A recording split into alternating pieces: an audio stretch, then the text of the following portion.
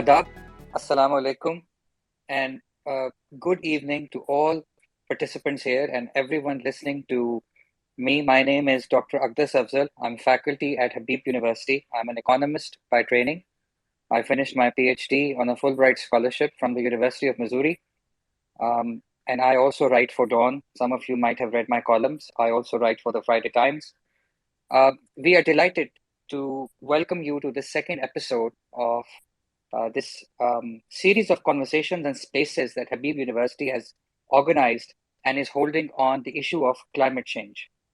Today's topic is climate change, refugees, and Pakistan.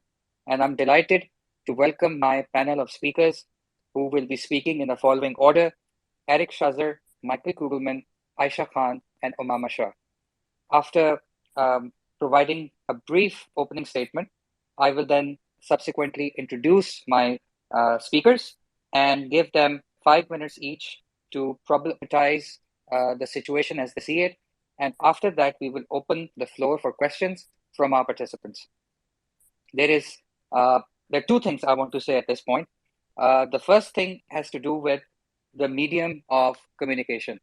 The medium of communication of the space is going to focus on the English language, but we don't want to exclude people just because they do not want to ask a question in the English language. So if one of the participants wants to ask a question from a particular speaker in Urdu, please go ahead and we will make sure that that question reaches the intended speaker and they can answer that question to the best of their ability. So not willing to ask a question in the English language is no bar when it comes to participating in this important space is concerned. Number two, and this has to do with the disclaimer that I have to share with all of you, and it goes like this. The opinions expressed here are the speaker's own and do not necessarily represent the position of the Habib University. Any comments or beliefs are not meant to malign any individual, group, or institution. Thank you very much. I am now going to take a few minutes in order to problematize the situation as I see it. And once I'm done, I'm going to formally introduce my panel of speakers, illustrious panel of speakers that we have tonight. And then they are going to speak in the order in which they are introduced.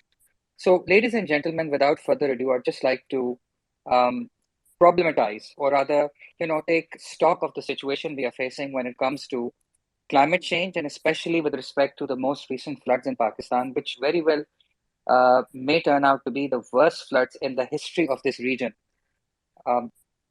As far as damages from these floods are concerned, about 700 people have lost their lives. 1,700 people have lost their lives. 13,000 people have been injured. Over 1 million livestock has perished in this flood. When it comes to damages to homes, almost 2.1 million homes have been damaged, out of which about 100,000 homes have been completely damaged. And this data is coming directly from the most recent situation report of the National Disaster Management Authority. Overall, when it comes to the number of people impacted by these floods is 33 million, out of which 11 million were children. This flood has also been extremely damaging to the infrastructure in Pakistan. Over 13,000 square kilometers worth of road has been washed away. Almost 430 bridges have been washed away. In the province of Sindh, for example, which has been the epicenter of these floods and has taken the biggest hit out of all the regions of Pakistan, almost 16,000 schools have been destroyed. Another 5,500 schools are being used currently to house the people who have been displaced by these floods. In many parts of Sindh and other places, there is still water and it has not receded. And in those places where water has not receded, people are suffering from various diseases like malaria, dengue, cholera, and other skin ailments. So that was just taking stock of the massive damage that has come about as a result of these floods. The second question the second theme that I want to talk about has to do with the idea of damage. How much has it been? And whether Pakistan is going to get assistance or meaningful and significant assistance from the rest of the world. Now, there are various estimates out there, but I think initial assessments indicate that the damages from these floods are going to be anywhere between 30 and $40 billion. Needless to say that this is money that Pakistan does not have. And for this reason, Pakistan's stakeholders have been making a case in various capitals around the world, asking for assistance, asking for debt relief, and hoping that some sort of climate reparations are going to be paid to Pakistan. Because we have to remember the fact that Pakistan contributes less than 1% when it comes to global greenhouse gases. So that's another area that we want to focus on in this theme. And the second last theme that I want to focus on right now has to do with, what is going to become of people who are being impacted so significantly by climate change. Because remember, the topic or the title of this space is to do with refugees. This is especially important because there is now increasing evidence that shows that there are temporal and spatial variations. So the monsoon in Pakistan is changing. Its time or its time of the year when it reaches Pakistan, that's changing. There is also evidence that there is some geographic or spatial variations in the monsoons. And how is that going to impact people who live in Pakistan, and what is going to happen to them? Where are they going to go? And then finally, um, the theme that we would like to focus on has to do with Pakistan itself. Pakistan has been reeling from crisis after crisis in this last 1 year. I mean, initially, or rather, even right now, there is a political crisis going on in Pakistan, which has badly impacted Pakistan's economy.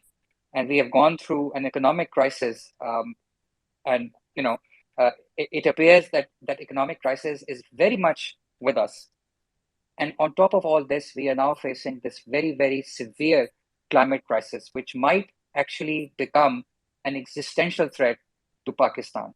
One is reminded of a term that a famous thinker uses. His name is Adam Tooze, and he has talked about this idea of polycrisis. When various crises start reinforcing each other, pulling a particular society or a nation deeper, deeper, deeper into crisis. So these are some of the themes that I wanted to put in front of my speakers as well as the audience. And now I'm going to turn to the illustrious panel that we have on hand, and I'm going to introduce the speakers now. My first speaker is Mr. Eric Shahzar. He is one of the leading environmentalists and policymakers in Pakistan.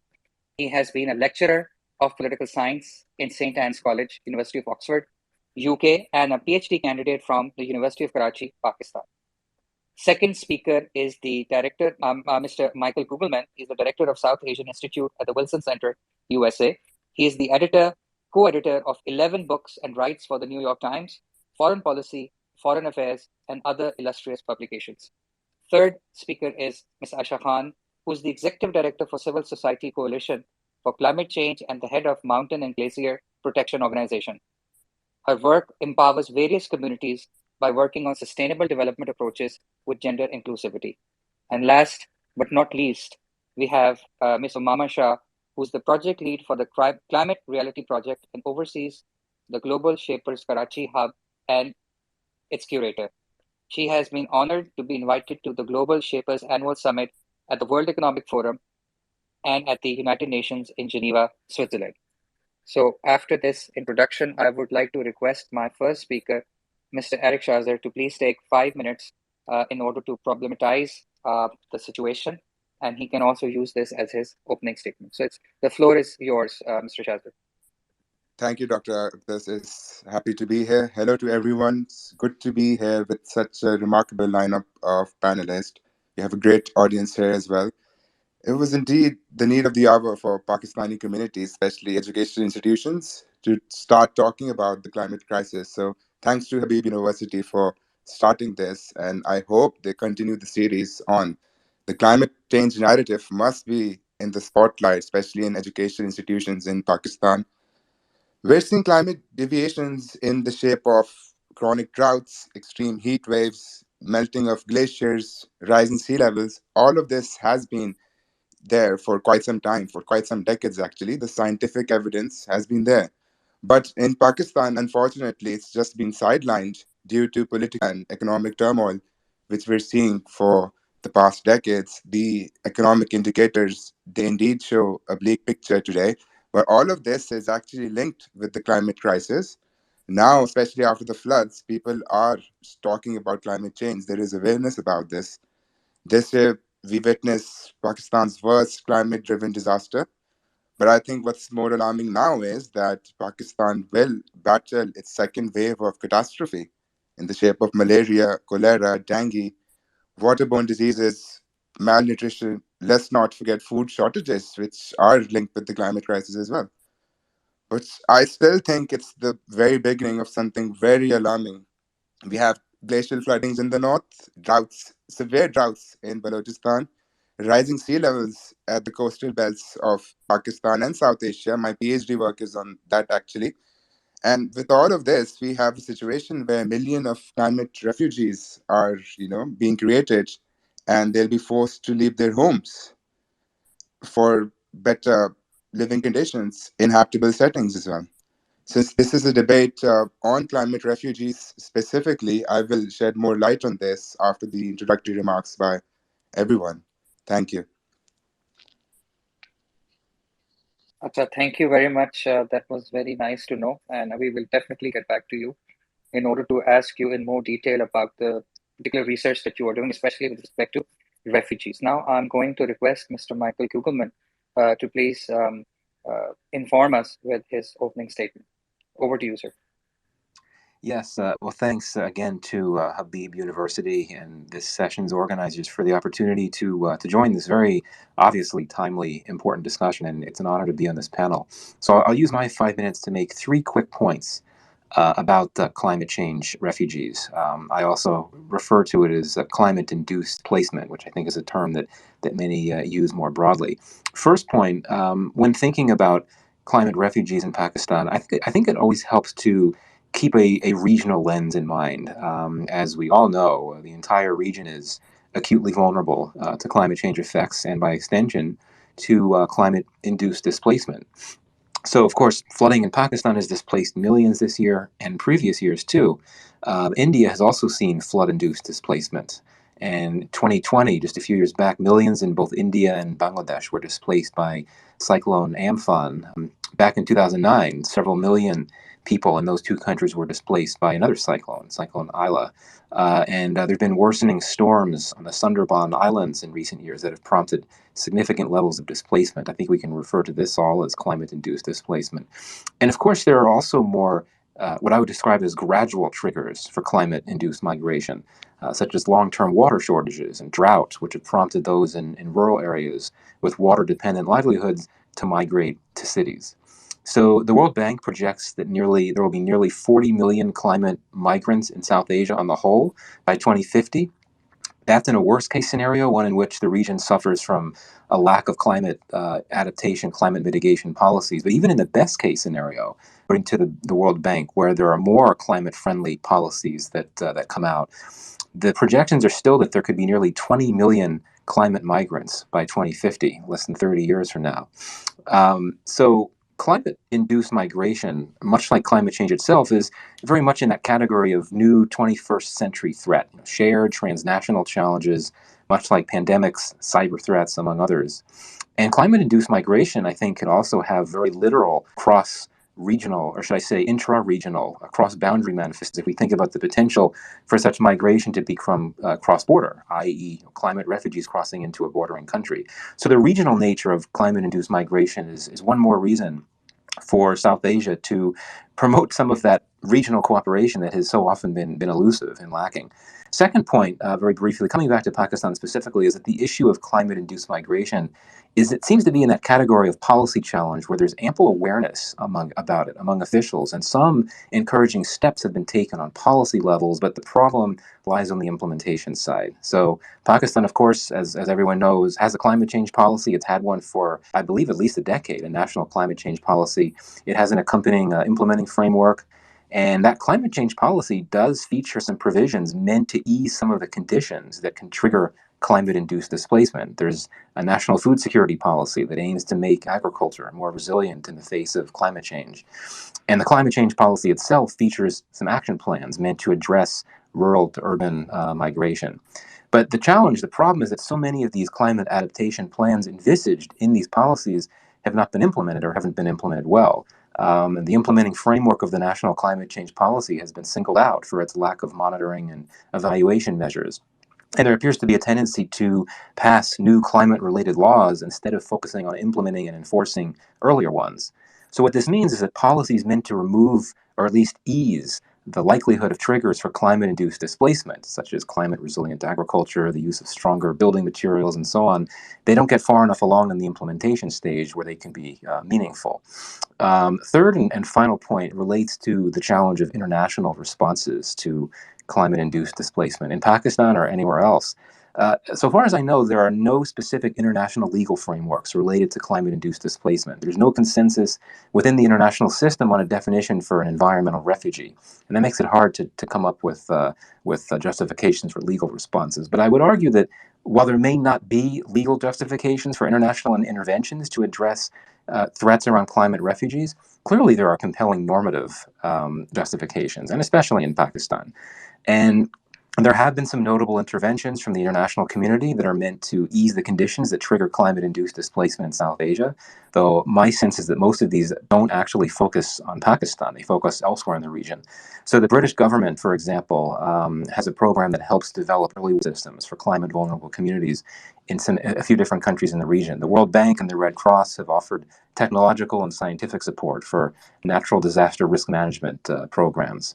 But again, it would be good to see more focus on Pakistan, and hopefully the recent floods will provide that needed spark for more international responses that focus more on Pakistan itself. Thank you. Okay, great. Thank you for the three different dimensions of the climate change issue that you talked about, namely climate-induced displacement, policy challenge, and international responses. I think I'm now going to move ahead and turn the floor over to Ms. Aisha Khan for her opening statement. Over to you, ma'am. Thank you very much. It's a privilege to be sharing this space with such good speakers and such a great audience. I will set the stage by sharing some data to frame the conversation on Pakistan's vulnerability and the challenges it is likely to face in coping with climate-induced migration. These shifts can be a result of slow onset events or immediate relocation due to mega disasters. I think it's globally recognized that food, water, energy are key drivers of development. Now we have to look at them through the lens of climate change and factor the impacts of a rapidly warming world on lives, livelihoods, and livability. In Pakistan, we rely on two sources of water, surface and groundwater. Surface water has remained the same, but the per capita availability has declined from 5,000 cubic meters to 960 cubic meters, largely due to unsustainable population growth rate. 60% of the water that is used in irrigation is lost in transmission. We have used up most of the groundwater as the abstraction rate is much higher than the annual replenishment rate. With regard to food security, 96% of the arable soil is without the full spectrum of organic matter needed for optimal agriculture. Four major crops consume nearly 80% of the water and contribute less than 5% to the GDP. The cropping patterns we follow are not compatible with agroecological conditions. For example, we are growing sugarcane in areas that is better suited for growing cotton. We've used up all the arable land, and according to a World Food Program report, 43% of Pakistan is food insecure and 18% is suffering from acute food insecurity. Energy is the largest single drain on our economy. We rely heavily on fossil fuels, and the political economy of water has prevented us from constructing dams in the past. 5,300 megawatts of potential hydropower still remains unutilized. Now, let's fast forward to the age of climate change. I shared the above facts with you to highlight one point. Global warming and its multi-sectoral, multidimensional impacts will exacerbate existing structural inequalities, inequities, and inadequacies in the system. We are a population of 220 million, and projected at the present growth rate, we are likely to be 400 million by 2040. How will a burgeoning population and a rapidly warming world contribute to demographic shifts? And more importantly, how well equipped is Pakistan to cope with large scale displacements from within and without? There are about 800 million people living in climate hotspots in South Asia, according to a World Bank report. And in Pakistan, 49 million people reside in areas that are at risk of facing 4 to 5% decline in life quality. Given its geography, Pakistan is at high risk of facing hydrometeorological disasters. These will increase rural poverty and cause significant losses to the GDP. As it is, Pakistan has a high rate of rural to urban migration. Disasters will accelerate migration and increase pressure on urban centers, creating urban slums and conflict between vested interest groups for grab of critical resources.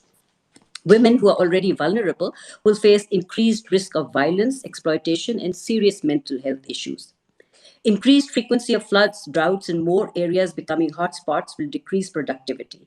Stunting that is already at 40% in Pakistan will increase further due to malnutrition and intake of contaminated water.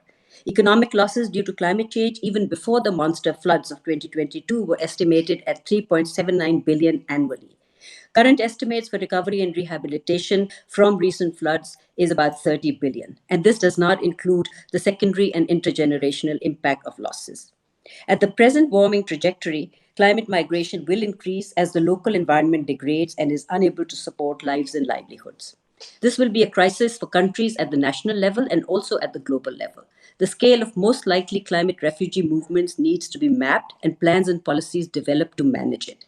For Pakistan and other developing countries, restoring lives destroyed by disasters will not just be a humanitarian crisis. It will escalate into a human security threat with increase in crime and a rapidly deteriorating law and order situation.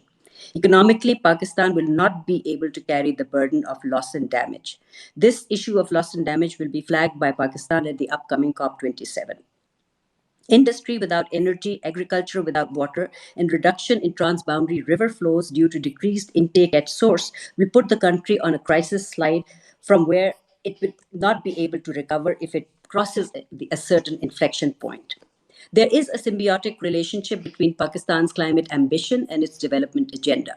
In order to consolidate gains for both, we need to revisit past policies and rethink future strategies that can pave the way for a resilient future. Environmental degradation, scarcity of natural resources, and demographic shifts are going to be a new reality. We are headed for a warming world in which transformative adaptation that includes social, economic, and political readjustments is not just necessary, but an imperative for survival. I will stop here and take it further during the Q&A session. Thank you so much. So thank you so much for that really amazing exposition. There were some notes that I was taking. I was just taken by how detailed your exposition is. We definitely return back and ask you more about what kind of uh, case Pakistan can plead at COP27, and we'll come back to you for that. But right now, I want to move to my last speaker on the panel, Ms. Ummamah Shah, and I just would like her to unmute and please share her opening statement with the space. Thank you. Thank you so much, Sir Aqdas, for inviting me. After listening to all the opening statements, I believe I'm in a panel filled with experience and people who have a lot of work for climate change. In comparison, my contributions are still very small. However, I feel extremely passionately about climate change, and the kind of conversation we're having here is a much needed conversation, especially for education institutes and for youth, because we're at the center of it and we can create the much needed change. Um, I want to start the conversation by the fact that climate disasters in the coming years will only get worse.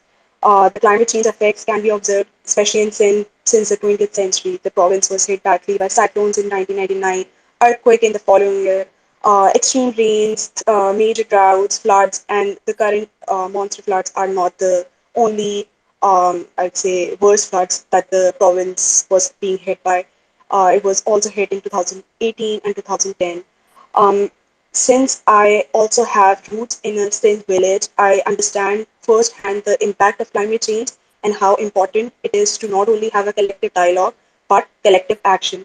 And this collective action can only come in the form of not just after having these much needed dialogues, but also in the form of financing, policy, and youth initiatives. I'd like to share a recent Climate Finance 2021 report by Climate Policy Initiative, which states that adaptation needs are estimated to be around 250 billion per year by mid-century. However, the annual aid for adaptation to low-income developing countries was just 10 billion in 2018. This shows the much needed financing that the developing countries need and the action which is required.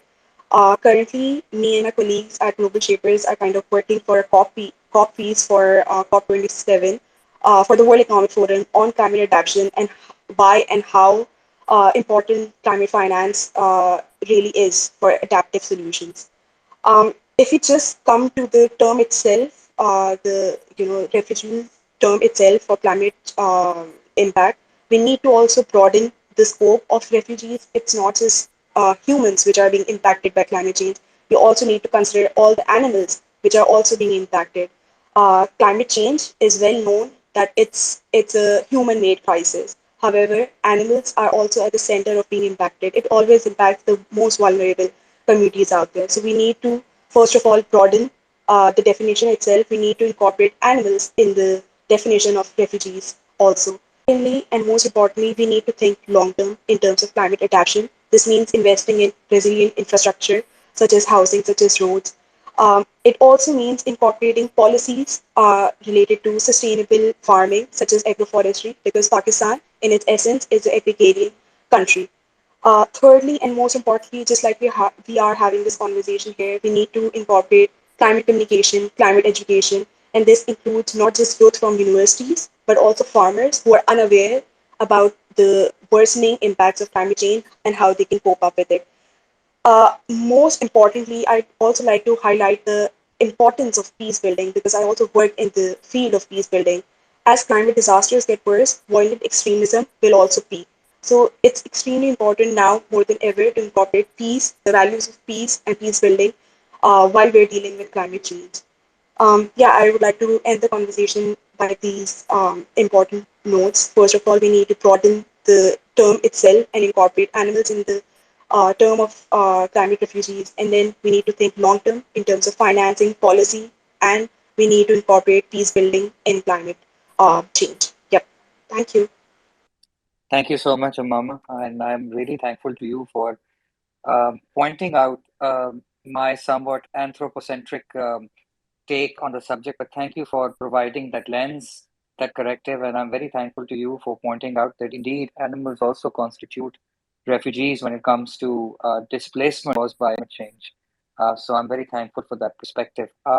I think what I'm going to do now is to open up the floor for questions from our participants so that they can ask individual speakers, and I will recognize you and then invite you to ask a question.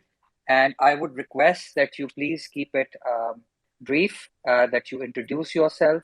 And just like I mentioned earlier, being not willing to ask a question in the English language is no bar. If you want to ask a question in Urdu, that is completely fine, and we will make sure that your question reaches the speaker as they're able to answer that question. So please, if you want to ask a question in Urdu, that is completely fair and fine. And once there has been a round of questions, I will return back to my speakers in about 30 minutes to take a second round of statements from them, and then I will be building on what they've already said. So I think I'm now going to move to requests and see who wants to ask a question. The first person that I have right now in front of me, just give me 1 second. All right. So the first person that I want to give the mic to is Meher Zaidi, and I am going to request her to please unmute herself and ask her question. Thank you. Just go ahead, Meher. Yes. Assalamu alaikum. Thank you so much for this very important topic. My question to the speakers is that it's all right to use very difficult words, which I think the general people do not understand when these documents are made. How much focus are we putting on the disease, the internal displacement of women, children, the insecurity and economic impact, and deaths faced by internally displaced climate refugees? Thank you. Is your question directed at a particular speaker Not or really, not anybody? really. Anybody can answer. So, Aisha. right. So Sure, sure. So I'll let Miss Aisha answer that question if she wants to. Sure. Yes. So, with regard to the things that you are referring to, especially with sensitivity to women, or looking at climate change, its impact through a gendered lens, I think the main obstacle that we have over here is that we have societal constraints and we have cultural constraints that prevent the women from realizing their full potential. We don't allow women to have equal access to opportunities and resources. So therefore they get left behind, and therefore they become vulnerable. So what has to change is the approach to women and the attitude to women, and start considering them as equal players in development, and giving them the social space, the psychological space, and the political space to express themselves and take part more actively in these issues. Great. With COVID has also shown that health is going to become a major concern. So I think both these floods and COVID have served as a wake-up call for policymakers that these two areas need more attention. Thank you. I am going to now move to Mr. Saifullah Beg. Sir, please unmute yourself, introduce yourself, and please ask a question. Thank you, Dr. Aqdas. Thank you very, very much for organizing such a wonderful space on climate change, refugees in Pakistan, and different contributors made wonderful, informative speeches. I am from basically in Gilgit-Baltistan, so to give a kind of context to my question, I would like to, say that Pakistan is a very diverse in terms of geology, ecology, and therefore some of the information shared here gives a kind of sort of a generic information, and it really it needs to be make it focus. For example, when we look at the climate change, it impacts locally, and given the particular specific geology or ecology of Gilgit-Baltistan, uh, I think Gilgit-Baltistan provides this huge mountain and glacial surface for the entire subcontinent. And therefore it has a regional as well as global significance. During this whole contribution from different contributors, I could not find this problem of this country, how, although it doesn't contribute to the climate change or global warming, but one of its failures is its poor governance. Because when you look at the governance, of course it has four provinces, but then it has little colonies as well. For example, look at the Gilgit Baltistan. It's a kind of colony of Pakistan, or Azad Kashmir. As a result, when I looked at Gilgit Baltistan, I mean, this whole entire, geography or geology is suffering both in neglect, but as well as, kind of, extraction. For example, in 2010, we had this, huge Atabad disaster, and this, artificial lake came into being around 25, 20, 27 kilometers long. But two of the organizations of this country, the National Highway Authority and Works Organization, instead of opening this, outlet, they went for drilling the mountains for 10 kilometers to make tunnel. That's the one bit. The other is, you see, I mean, when you look at the glaciers, out of the four longest glaciers outside the polar, region, these four are in Gilgit-Baltistan. Unfortunately, these are militarized by both India and अच्छा Pakistan. Saifullah भाई आप So अपना just question पूछ लें my please question is, हाँ uh, how our contributors or speaker react to the what they think that the bad governance made and makes a huge impact on sort of climate change अच्छा impacts. अच्छा bag साहब who would you like to It's address this open to question to? all because I believe that अच्छा this is not for anthropocentric. governance related question I think I will reach out to see if Michael Kugelman wants to take a shy at answering that question perhaps. Yes, thank you. Sure, and thank you for your comment and your question.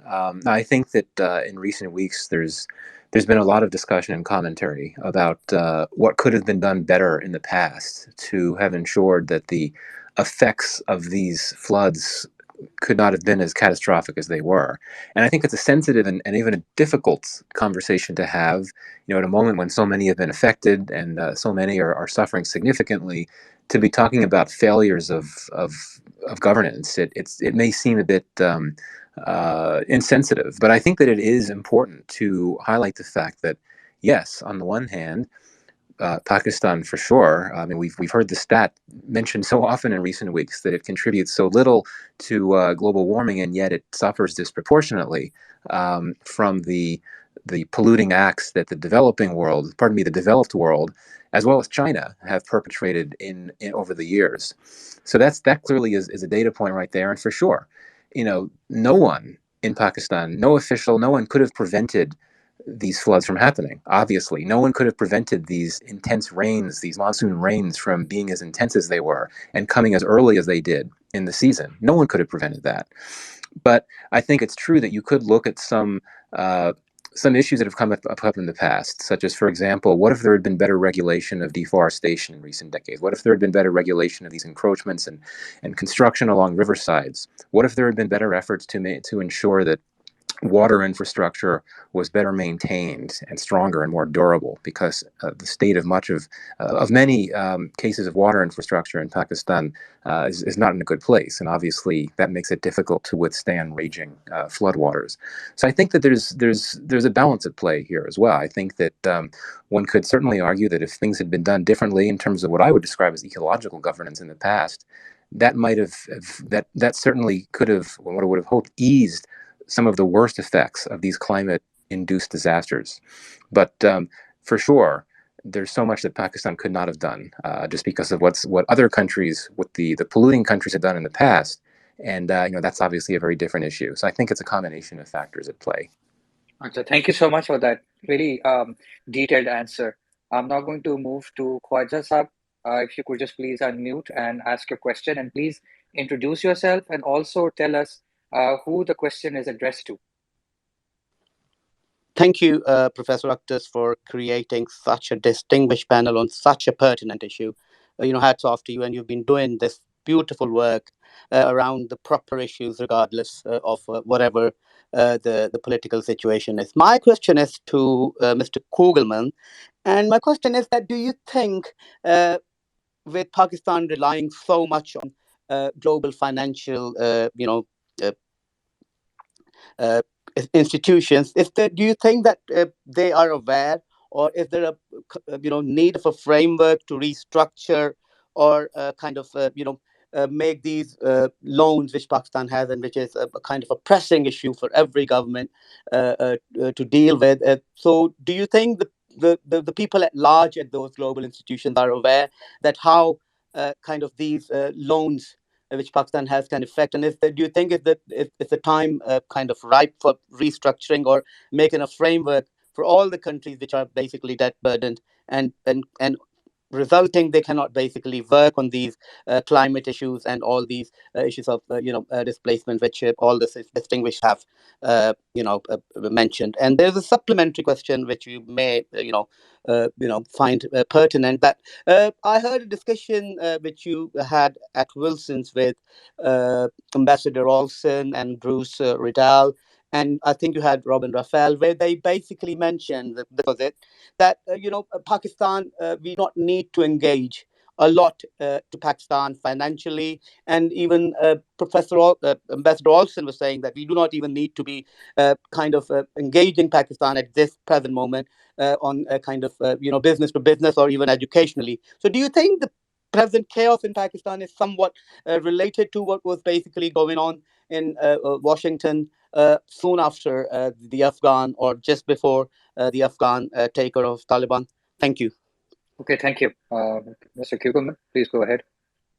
Yeah, thanks, and I'll be brief. I certainly would be curious what other panelists have to say to this. So to your question about the first question, No, I think it's very clear that that these floods, if you're looking for a silver lining from these horrible floods, is that there seems to be new incentive for a serious discussion on a global level about the viability of debt restructuring, debt forgiveness programs to assist Pakistan and other developing countries that are bearing the brunt of climate change and its effects, for sure. But I do think that it remains a very controversial issue. It remains a very difficult issue.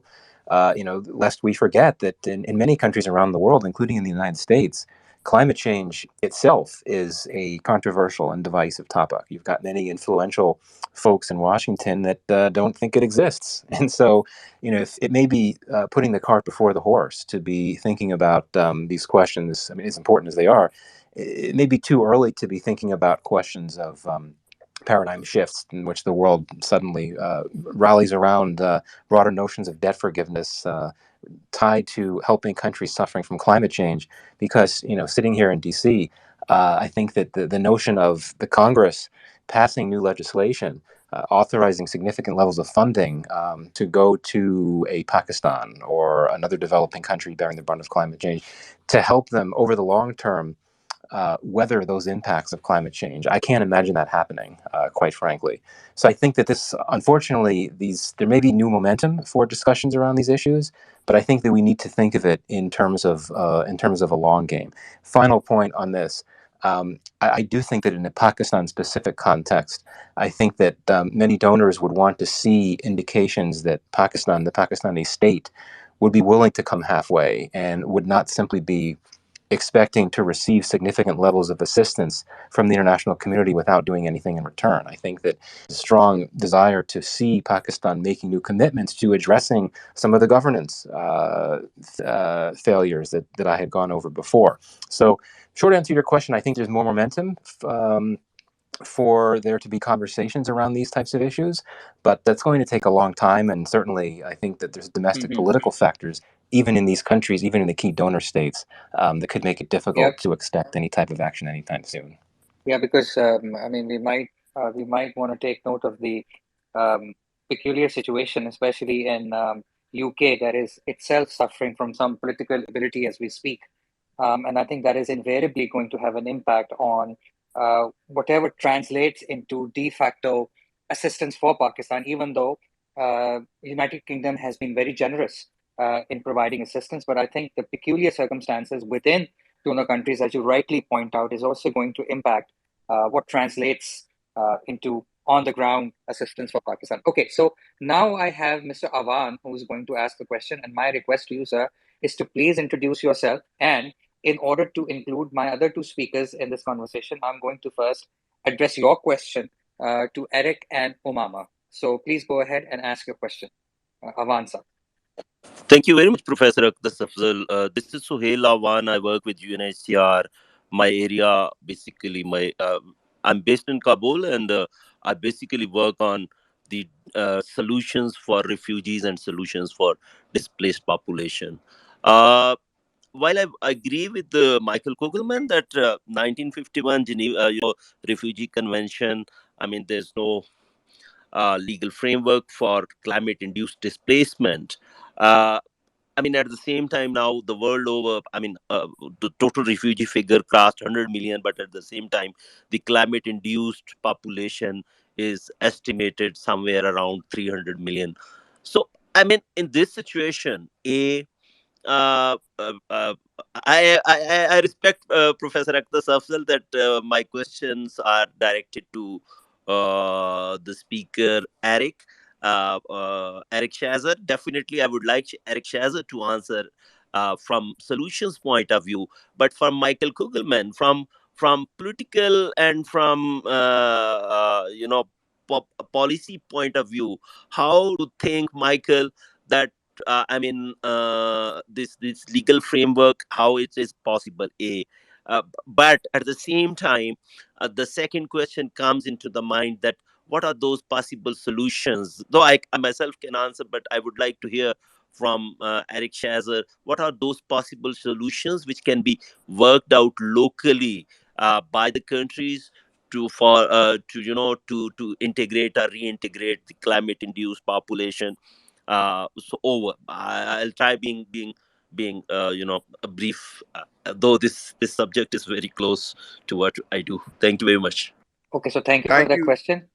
Yeah. So Thank Eric, you, Mr. Sahel. That's a very yeah, please go important ahead. question, I believe. Yes. Yes, you spoke about the Refugee Convention of 1951. It does not have any clause which, mentions environmental crisis or climate refugees, but the UN bodies are working on it. I think in the near future, large number of refugees will be not created by war or conflict, but by the climate crisis we're seeing globally. And to your question, to the solutions to climate displacement, I think it's a South Asian problem, not just in Pakistan. My PhD is on it. I'm working on displacement in Bangladesh, in Maldives, and Pakistan at coastal belts. And there are many solutions which governments can look after. One of the main important ones, I believe, is reallocation of people to low density population areas. Maldives is supposed to disappear in the coming few decades because of rising sea levels. Those people will be considered as climate refugees, and they're currently also looking to reallocate to Australia, New Zealand, even in India. And when we're specifically talking about Pakistan, I believe I've visited many places in South Pakistan, this small island, Kharochan, and a coastal city called Keti Bandar. Uh, Rising sea levels over there is making small islands disappear. People over there don't even know what COVID-19 is. I mean, they have no idea about the climate crisis. So we need to reallocate these people to safer zones. And one of the other, I think, way forwards is to actually make sure these people have higher homes. Maldives is actually, focusing on, raising homes at coastal belts. Florida has also done that. So I believe that's one of the most important initiatives as well to raise the level of homes and infrastructure at climate hotspots. Okay, and then there was a question directed at Michael Kugelman. If you want to just take on that very briefly, if you want. Otherwise, we can. And I think before actually you do that, Ummamah wants to add in, and I will turn the floor over to Mama Shah, and then we'll come back to Kugelman. Yeah. Thank you, Sir Aqdas. If I can continue Eric's conversation, because Yes, yes, please do. just recently we were in Baldia for so again I work for Peace Building, and we were in Baldia at the Dream Foundation Trust, which is run by Humaira Bachel and her sister, and we found one of the most I think this fits the most about how can climate refugees be integrated in the local population. So that school actually works for community peace building, countering violent extremism. And if you know, there were, constant conflicts in the area of Baldia and nearby. So during Pakistani floods, especially when they hit Balochistan, a lot of the Baloch refugees came and were in Baldia town, and I mean, where there was a lot of like this, I'd say, feeling by a lot of local authorities that there would be again clashes because of those Baloch refugees. The other surprising example which generated from this event was the local population started accepting the Baloch refugees, and I mean, the Dream organizations such as Dream Foundation Trust, which are actively working for countering violent extremism and peace building and harmony. I think those organizations and such initiatives will actually help reallocate those refugees much better. So there's need for reallocation policies, etc. But peace building and this ideology of harmony and communicating that harmony, integrating the local population with that ideology is at the core of it. So this was just one example of how I mean, these refugees just fit in with the population. Their kids are also going to organize schools such as Dream Foundation Trust. This is just one example of one small organization, but if we just see the entire scenario of Pakistan, it is marred with different ethnic, gender, different conflicts. And I believe as the climate disasters get worse, such initiatives will actually help improve the lives of refugees, obviously, after reallocation much better. Yeah, just wanted to add this one Hello. really amazing example. Great. Thank you for that insight, Ummamah. That was great. Your hands-on, on-the-ground work. And there was a lot of learnings there for me. Once again, just like your earlier really interesting perspective that you've added about animals. And I'm very thankful for that. So the next speaker or the person who's going to ask question is Mr. Piotr Kurzin. And I am going to request him to please unmute themselves and ask a question, introduce themselves, And I'm going to direct that question to Ms. Aisha Khan. So please go ahead. Certainly. Good afternoon from DC. Nice to see Michael. Always appreciate your comments.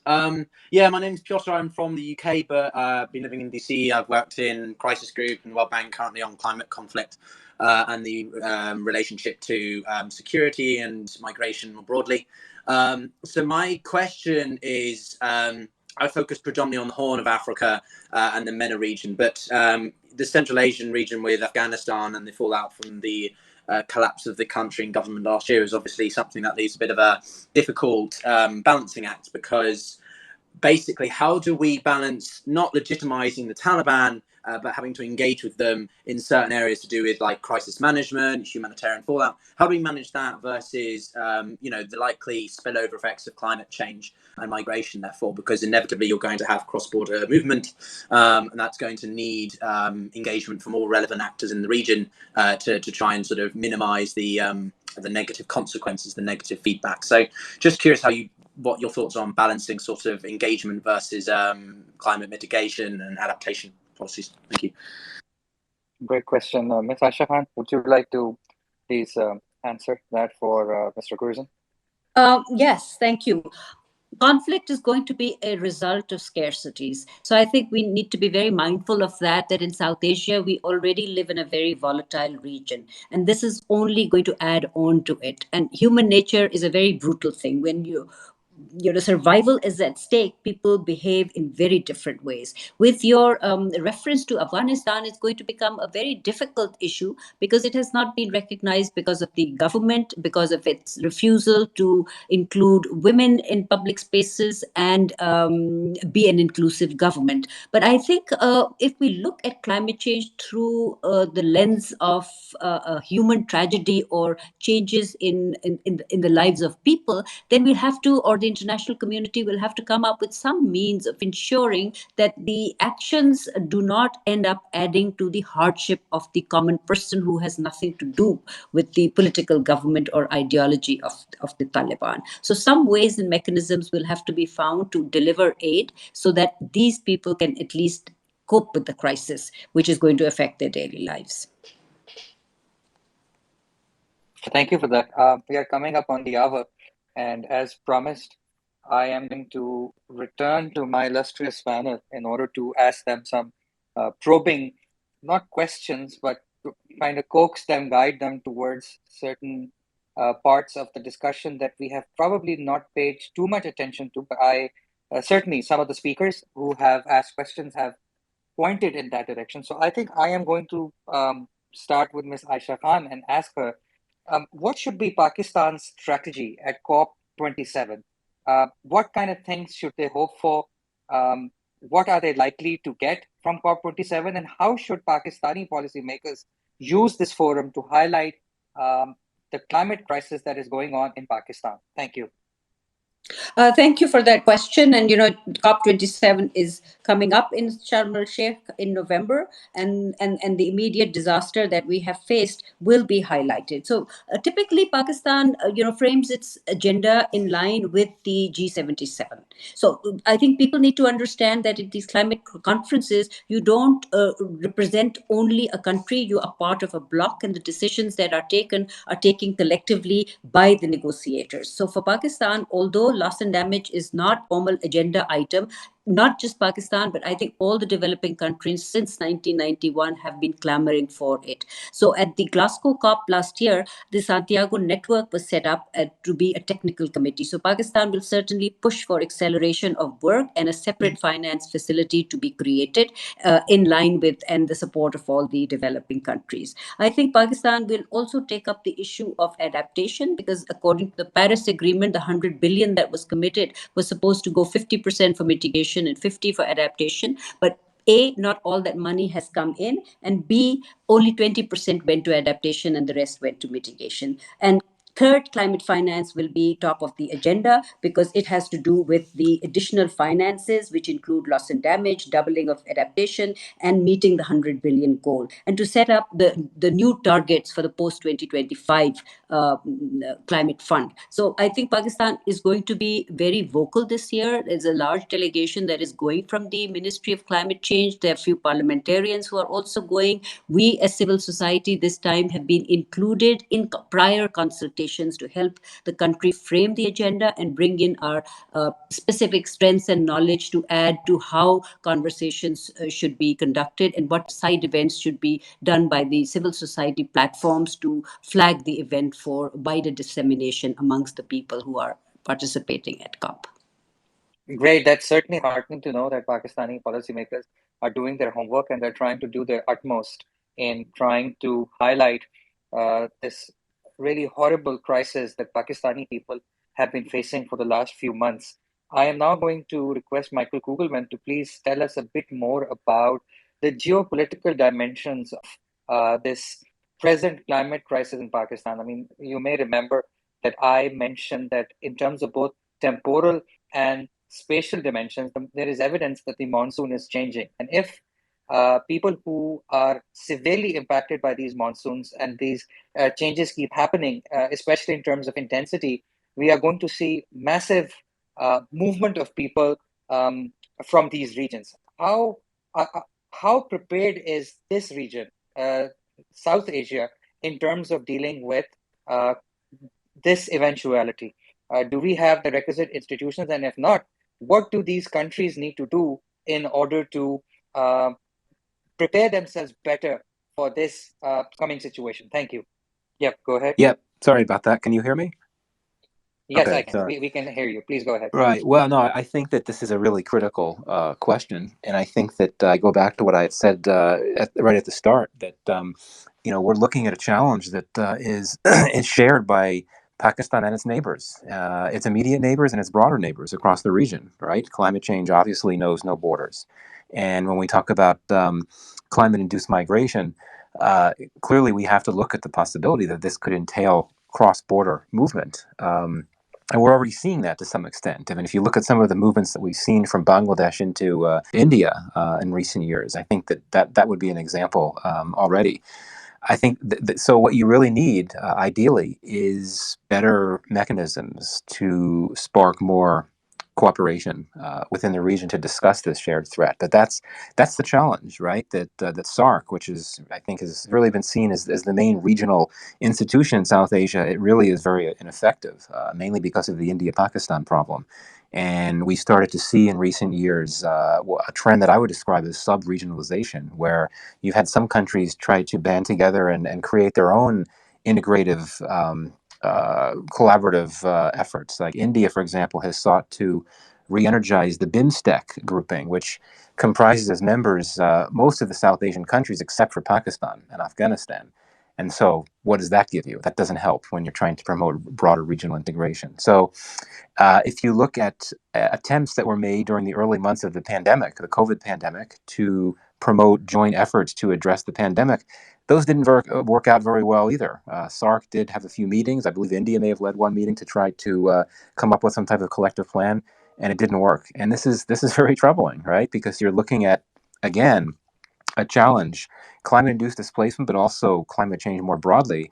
This is something that's is so badly in need of regional cooperation and even better India-Pakistan cooperation or Pakistan-Afghanistan cooperation. But I just don't think that politically, diplomatically, these countries are at a point where that could be anything viable or reasonable or possible at this point. But it's, as someone had said, I think as several folks had said, these terrible scenes of climate-induced displacement and disaster that we're seeing, it's only going to get worse. That's very clear. It's only going to get worse if things are not done to try to address these challenges. So I wish I could be more optimistic. I would certainly defer to others here that may have a more optimistic take. But I think that the need for more regional diplomacy, regional cooperation using effective mechanisms to promote that very thing are just wanting and lacking at this point. Thank you for that great answer, Michael Kugelman. I'm now going to move to the next person who wants to ask a question, and their name is Maha Haq. Would you please unmute yourself, introduce yourself, and please ask your question? I think they are probably having some issues with their connection, so I'm just going to move to the next person. Okay, so Muhammad Atir wants to ask a question. Muhammad Atir Maqsood, would you please unmute, introduce yourself, and ask your question, please? Yes, thank you very much, sir, giving me the mic. I just want to know if you can hear me proper because I don't think so. Yes, Oh, you are thank you. loud and clear. Thank you. Yeah. First of all, I really appreciate you on this issue. You are finally somebody is thinking about something about climate change, a part of those political turmoil. Thanks, Michael, as well. I was in last space with him, with Eddie, 2 days ago, and his concerns about Pakistan and people, his interest, always spoken truth and always cares about people. So really appreciate Michael on that. Back to my point, we had the Grand Sonam. There's a ID there, Grand Sonam Dam. We've been having those spaces from last 3-4 months.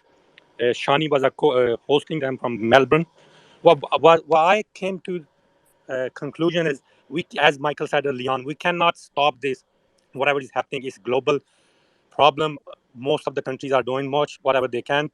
We had the policy, as he said, from last decade. We couldn't implement any of them, but desperately need is dam. If we start building some of them dam, and we can tell and raise wise on it, so at least we can stop the next turmoil which is going to happen. If we just start thinking about it, taking initiative about how we're going to stop climate change, it's going to take about 20, 30 years, as been said early on.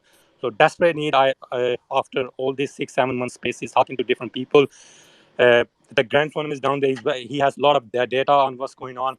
And I'm really amazed to hear Aisha Khan and Ummah. They have all the knowledge and all the experience. So we have expertise. We have policy. The only thing is the will of the government and politicians to impose those policy and use those expertise. I can't see this happening because of the turmoil, and we can't come to a one point. So how are we going to come to this problem? But please, please, please, once again, I really appreciate this effort, but you can disagree to me, but that's where I'm looking at from. We desperately need some dams, small dams, bigger dams, so we can stop this happening at least next couple of years. So over to you. Thank you very much. Thank you very Michael, much. Thank you for I just the want Michael. nice. Michael, one point on my, if I'm right or wrong on the dams, to stop the coming. Hello. Yes, go ahead. Yeah, you can go ahead because I'm losing my connection, but you can go ahead. Yeah. Okay. Thank you very much. So, before I invite the next to ask a question, I just want to say, if there are people here who want to ask a question in Urdu, please don't feel that this is just a space for English-speaking people. This is a space for everyone, and if you want to ask a question in Urdu, please feel free to do that. So I'm going to turn the mic over to Grand Swan Dam, Inam Rahman, in parentheses. Please, sir, unmute yourself, introduce yourself, and ask your question. Hi, assalamu alaikum everybody, and my name is Inam. I'm an engineer and a computational hydrologist living in North America, currently in Canada. If Mike remembers, I've been communicating with him after FLA 2010, but yeah, he's such a busy person, he may not remember. But my concern is, I see this current disaster as a similar situation as California used to have 50, 60, 100 years ago. What they did, they built a ring of dams rather, to contain the flooding. And nowadays, California is like breadbasket of US. We need some similar measures here in the current affected area in Sindh and Balochistan. It is actually this is what could have happened, but we need a 3-4 pronged strategy. One is, again, same thing, a ring of dams, small dams, one medium-sized dam. There are total 7 or 8 we need at all. That will contain, because all these torrents that drain into that area, they have huge catchments. They are dry, not very perennial, but when rain comes, there is a lot of rain. So seven, eight small dams, improve the drainage, just increase their capacity. Look at the precipitation map. I can share it. I have already shared on my timeline. It contains the choke points where the roads and canals, they are blocking the natural flow.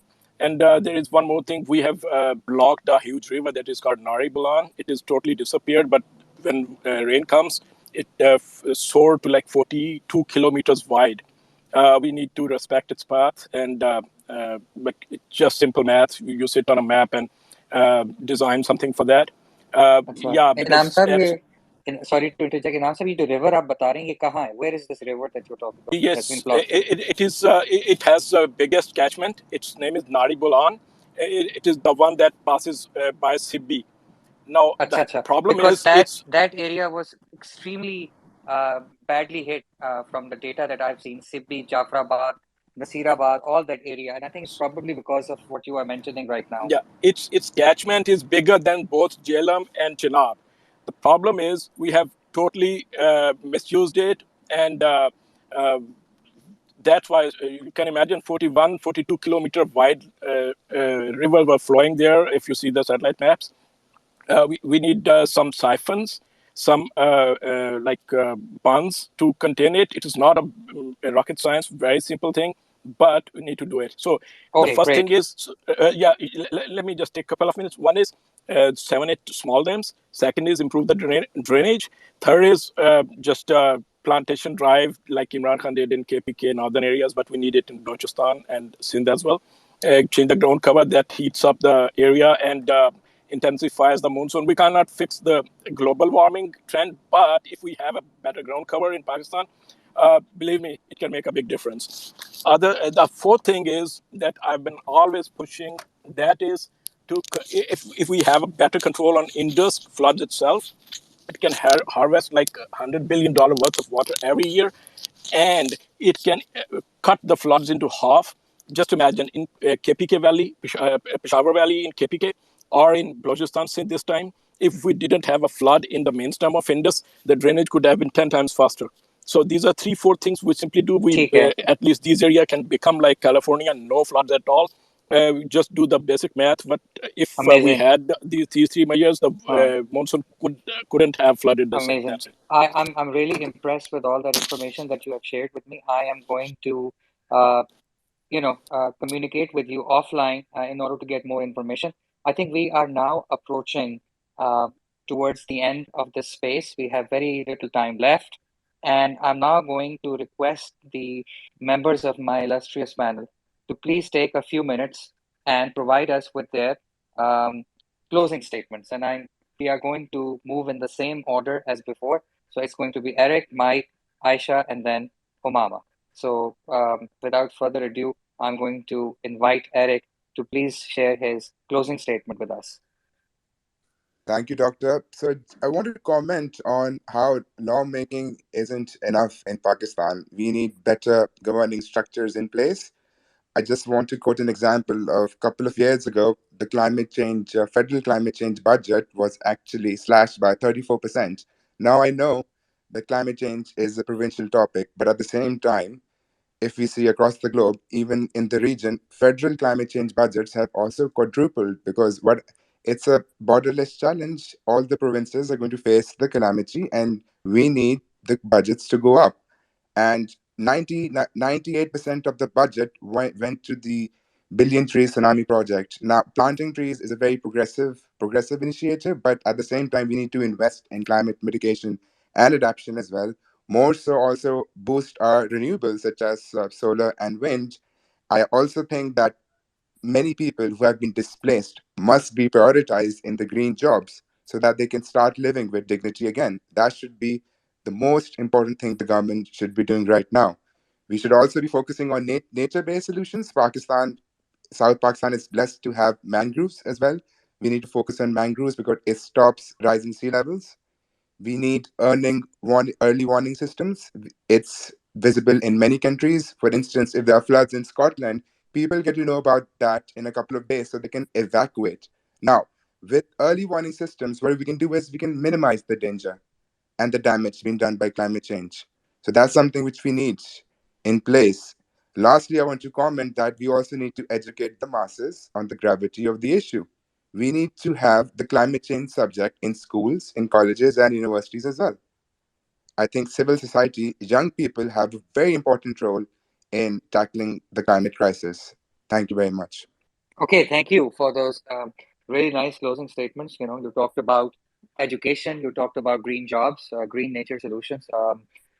Definitely, these are some of the things that we are going to have to build upon if we have to move towards a situation where we can perform some kind of climate mitigation as well as adaptation. I'm now going to request Michael Kugelman to please share his closing statements with this space. Thank you. Yeah, thanks. So just a few quick points. To reiterate what I had alluded to earlier on, I think it's very important to distinguish between the two types of triggers for climate-induced displacement in Pakistan and elsewhere, for that matter. One are the immediate, um, you know, the immediate triggers, the natural disasters, the catastrophic weather events, floods and cyclones and typhoons and so on. There's that, but the other trigger induced displacement is the more longer term triggers, things like long term acute water shortages that become droughts that necessitate many communities of farmers, fisher folks, others that are dependent on water for their livelihoods, necessitates them moving on to cities or elsewhere where they could make a better living. It's a very different type of dynamic than when you have this more brutal, immediate, catastrophic trigger, such as floods or something like that. The latter type of trigger is more difficult to address. One reason being, for the immediate, the more catastrophic events, they get more attention, they get more media attention, there's more focus on them, and so on. Where I think a lot of times, like a long water shortage in areas outside of the communities where they're taking place. Many may not be aware of them. There may not be a political incentive to deal with them, and so on. But I think that clearly, those longer term triggers for climate induced displacement are more significant because I think it affects more people over more time because it's always happening to someone, especially in a country like Pakistan where natural resource shortages or water shortages are quite acute in a number of communities. Second point, I think that some of the other panelists referred to it, I think, but I really think it is important to underscore the stability implications of this phenomenon that we're discussing, right? When you're talking about large numbers of communities, especially those that may be vulnerable to start with, where they're suddenly displaced, unmoored, on their own without shelter, I think that makes them even more vulnerable to targeted attacks by militants, for example. This, I think, is certainly a concern. And finally, I would agree with what Eric had to say about correctives and what others had to say about ways forward. The only other point I would make is urbanization has been a trend in Pakistan quite some years. I believe it has one of the highest urbanization rates in South Asia. And the question is, over the long term, could urbanization help mitigate climate-induced displacement if one understands or assumes that agriculture-dependent jobs or agricultural-dependent economies tend to be the most susceptible to climate change and their effects? So if more jobs are created in cities, enabling people to work in areas that are not as vulnerable to climate change and its effects, that could have benefits. But obviously, one does not want to neglect those that continue to depend on the agricultural economy, which continues to be dominant in Pakistan. So with that, I really appreciate the opportunity to join in. I learned a lot, and it was an honor to be a part of this panel. Thank you. Thank you so much for giving us your time and your really valuable insights. And definitely, I think um, I speak for many people here that the insights that you shared, they were very uh, insightful and definitely learned a lot from your analysis. I'm now going to request Ms. Aisha Khan to please share her closing statements with this space. Thank you. Thank you so much for that. I think, Pakistan needs to look inwards and outwards as well. Inwards, we need to look at, what are our vulnerabilities and be very honest about the causes and see what remedial action is needed. One of the things that I would like to point out is the 18th Amendment. While conceptually it's a very good idea to devolve power, in Pakistan it has created certain problems and constraints because when you look at it through the lens of climate change, the Ministry of Climate Change doesn't have the mandate to work on all the sectors that fall within the domain of the provinces. And the provinces have varying capacities. One province might have a better capacity, and another province may have a much lower capacity. So we need to improve the overall climate governance. And for this, we need to explore options for promoting regional resilience. I personally don't think that vulnerability happens in isolation. It is always a constellation of factors that push you closer to the tipping point. For transformative resilience, we need to move or start thinking more along the lines of codependence, connectivity, and communication. For us, water security is the most important thing, and we need to be very mindful that we are a single basin and lower riparian country. So, what we need is to promote hydro solidarity and engage in proactive climate diplomacy. There are a few other things that we need to do at the country level, and I think we must invest in human capital. Our human capital is very poor. We need to improve that. We need to mainstream the role of gender. We need to control our runaway population growth rate. And we need to look at adaptation and resilience through a regional lens and regional cooperation and collaboration. We can't change our geography, but certainly we can start decoupling certain things which are preventing us from moving forward, that can promote collaboration. And I think previous speakers have referred to the SARC mechanism, which failed us largely due to differences between India and Pakistan. So perhaps we can decouple politics from climate diplomacy and look at areas where collaboration will be mutually beneficial. From the outside world, I think we do need external finance, and we should try and develop bankable proposals for which we can access climate finance through the different windows that are available, and look at other ways which are outside the UNFCCC format also to access finance. But in order to do that, I think it is very important for us as a country to demonstrate capacity to manage large amounts of money. So we need to work on both fronts to improve our own governance, show more transparency, show more accountability, and then attract more investment and finance to be able to look at climate resilience as a holistic issue and take it forward in a way that is maintainable and manageable and good for the entire humanity that lives in this region. Thank you. Thank you so much for that amazing analysis. I think you have covered most of the important dimensions. I've learned a lot from listening to you, especially I think the way you explain how Pakistani policymakers need to plead their case at COP27. Forgive my ignorance, but I am just going to ask you if you could probably explain a bit more. What does being a single basin, low riparian country mean, and what implications does it have for climate change in Pakistan? And like I said, I'm not a technical person when it comes to some of the things that you have talked about, but it'd be great if you can explain that. Thank you. Yeah, certainly with pleasure. I think lower riparian is when the water is coming from a transboundary source from a country, beyond your territorial borders. So in our case, the Indus, and it's a single river country. In other countries of the world, for example, Bangladesh has so many more river systems than us. India has so many more river systems. Even Afghanistan has many more river systems. So they have many more river basins. Indus is particularly vulnerable because, unlike the Brahmaputra and the Ganges, Indus draws 40% of its water from snow and glacial melt. So as a result of climate change, if we see accelerated melting, what's going to happen is more floods, more riverine floods in the next 20 years. And scientific modelings have predicted that. And then scarcity and shortage of water. So there's a lot of talk here about, India building dams and stopping our water. But even without that, if the intake source is 40% less and we depend heavily on irrigated agriculture, we are not going to have enough water. So we need to be very careful, and as a lower riparian, understand that we need to promote, I think, water solidarity, like I had said.